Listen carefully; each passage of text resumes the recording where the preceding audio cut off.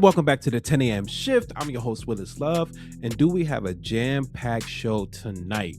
First thing I want to start out with is Spider-Man Brand New Day has the most views of any movie trailer of all time, surpassing 1 billion views.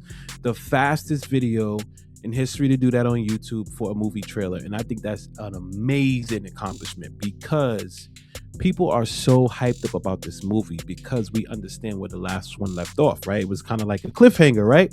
Spider-Man, everybody forgets who Peter Parker is. Spider-Man's still a hero. What is Peter Parker's life like now without MJ, without Ned? So it's something that everybody's kind of just been anticipating for the last couple of years. And it's so exciting that we're getting the movie. We're getting Punisher. We're getting Hulk. We're getting Sadie Sink / Jean Grey. It's going to be great. The trailer to me was amazing. You guys already know my thoughts on the trailer.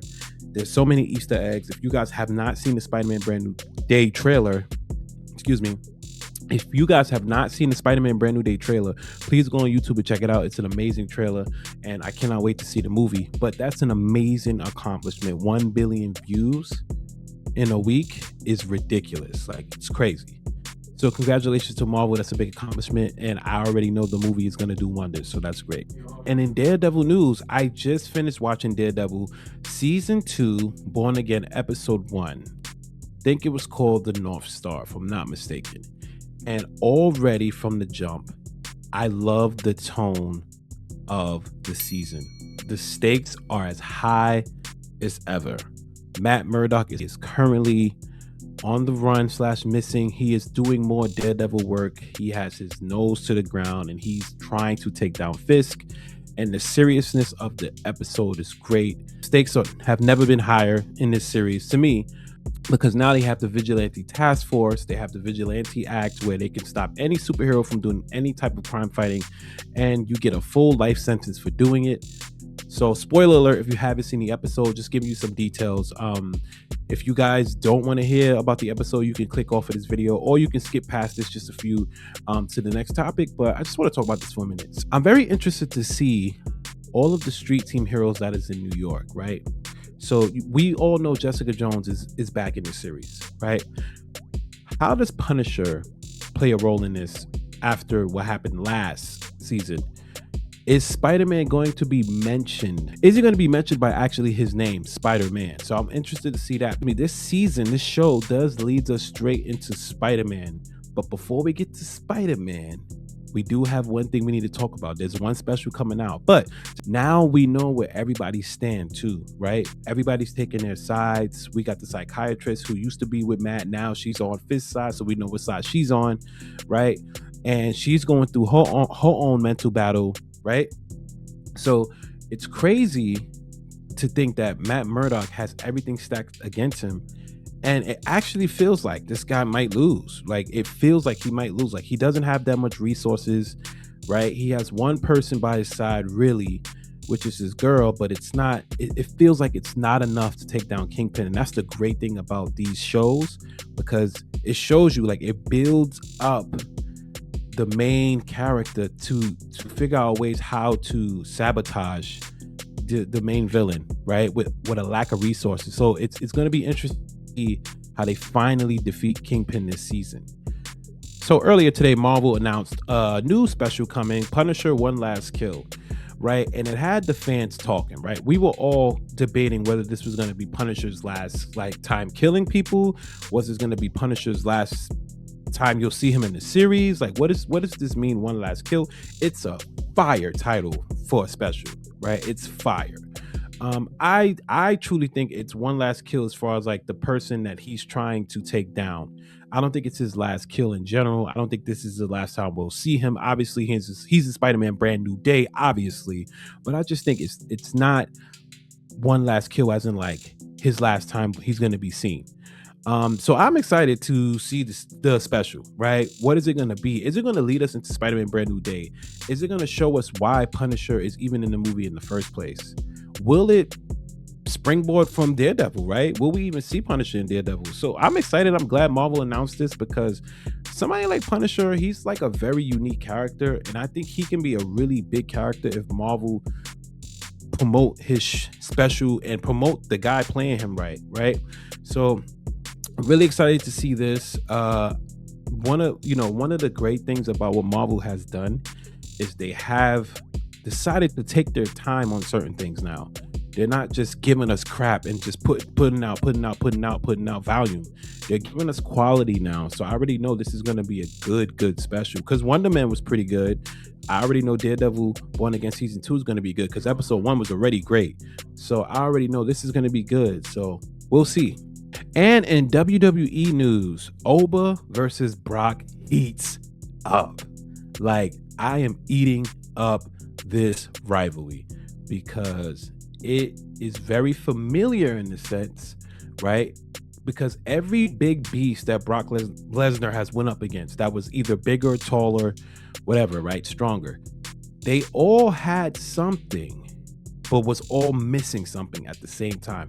The only person that was his even match in popularity, in mic skills, in talent, as far as like strength and build, was Bill Goldberg, right? Bill Goldberg made sense beating Brock Lesnar, right? But all the other guys like Omos and all these other guys, they had things missing from their character. Brock couldn't really get them over. But with Oba has everything he needs to be the next WWE superstar. He has the entrance, he has the music, he has the walk, he has the swag, he has the look, he has the size, he has the moveset, he can wrestle, he's young.